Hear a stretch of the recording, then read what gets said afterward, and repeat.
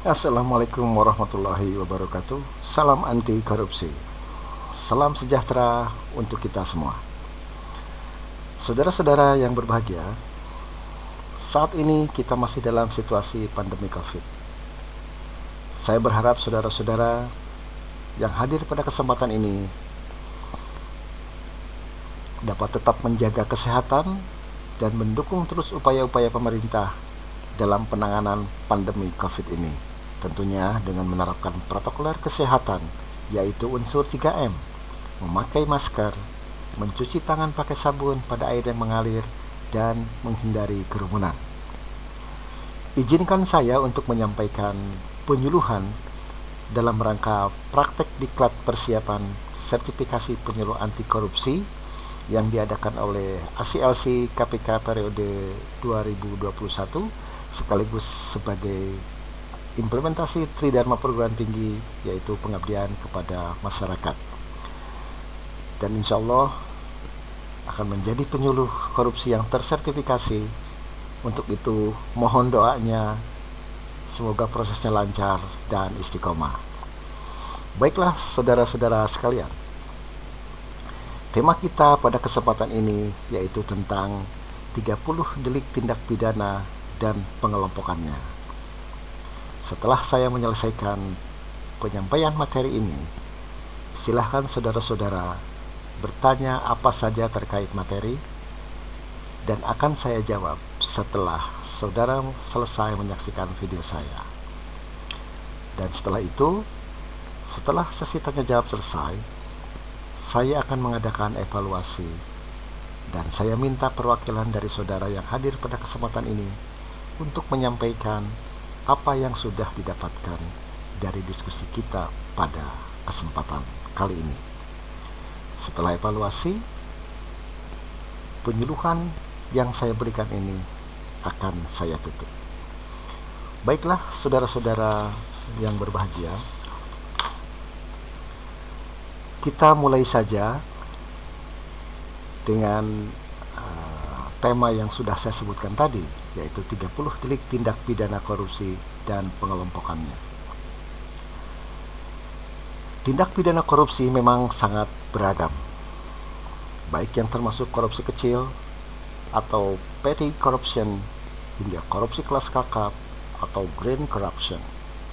Dan sebagaimana disebut di atas, berdasarkan Undang-Undang Nomor 31 Tahun 1999, mulanya korupsi dikelompokkan menjadi 30 jenis, diantaranya sebagai berikut. Ada suap penyuap pegawai negeri, kemudian memberi hadiah kepada pegawai negeri karena jabatannya, ada juga pegawai negeri menerima suap, dan seterusnya. Kemudian ada juga advokat menerima suap, pemborong yang membuat curang, lantas sanksi atau ahli yang tidak memberikan keterangan atau memberi keterangan palsu. Kemudian seseorang yang memegang rahasia jabatan namun tidak memberikan keterangan atau memberikan keterangan palsu. Baik saudara, dari ke-30 bentuk jenis korupsi tersebut, akhirnya dapat diklasifikasikan menjadi hanya 7 kelompok saja, termasuk pemerasan sebagaimana disebut pada awal tulisan. Secara lengkap, ketujuh kategori atau jenis tindak pidana korupsi tersebut adalah sebagai berikut. Yang pertama adalah merugikan keuangan negara. Ketentuan mengenai tindak pidana korupsi jenis merugikan keuangan negara diatur dalam pasal 2 dan 3 Undang-Undang Nomor 31 Tahun 1999 junto Undang-Undang Nomor 20 Tahun 2001. Disebutkan bahwa segala sesuatu yang merugikan negara, baik langsung maupun tidak langsung, termasuk kategori perbuatan korupsi.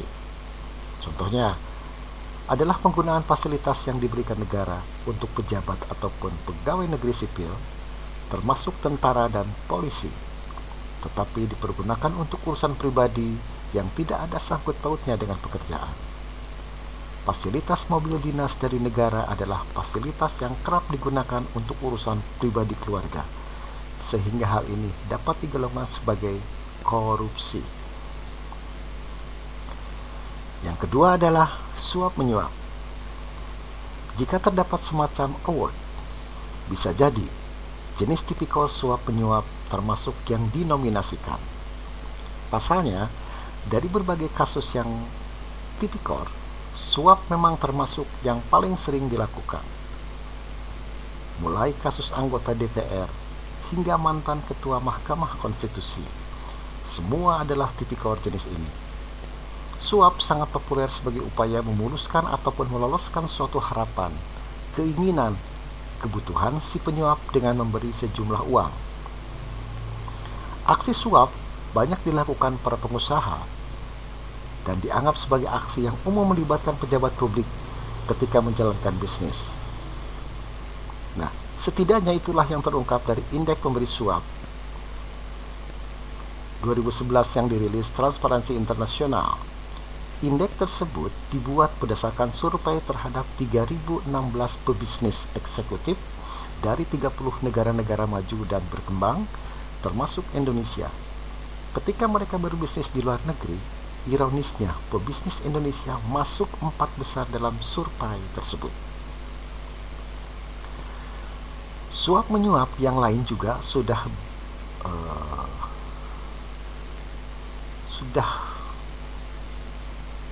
berkelindan dalam kehidupan masyarakat.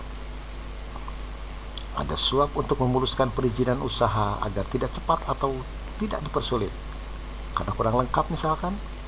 Ada suap untuk dapat lulus dalam ujian, baik di sekolah maupun di instansi untuk pegawai negeri. Ada suap untuk menang dalam pertandingan. Ada suap untuk menang dalam persidangan atau mengurangi masa hukuman. Ada suap untuk mengeluarkan seseorang terpidana dari penjara. Banyak sekali praktek suap sehingga seperti tidak terkendali dan menggurita.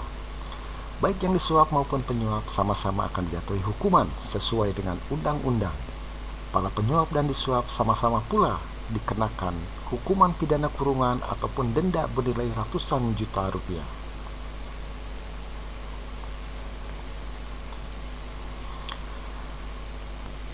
Yang ketiga adalah penggelapan dalam jabatan. Pelaku korupsi jenis ini tentu mereka yang memiliki jabatan tertentu atau kewenangan tertentu di dalam pemerintahan. Dengan jabatannya, sang pelaku menggelapkan atau membantu orang lain menggelapkan uang atau surat berharga milik negara sehingga menguntungkan dirinya atau orang lain. Hal ini termasuk unsur-unsur memenuhi tindak pidana korupsi seperti yang dimaksud Pasal 8 Undang-Undang Nomor 31 Tahun 1999 junto Undang-Undang Nomor 20 Tahun 2001. Bentuk lain dari penyalahgunaan jabatan adalah pemalsuan dokumen maupun buku untuk pemeriksaan administrasi, sehingga sang pelaku memperoleh keuntungan untuk dirinya maupun orang lain. Buku di sini juga mengandung pengertian laporan keuangan sampai dengan daftar inventaris kantor. Penggunaan bon atau kwitansi kosong adalah modus yang sering dilakukan, sehingga seseorang dapat merekayasa angka-angka. Hal ini termasuk perbuatan korupsi.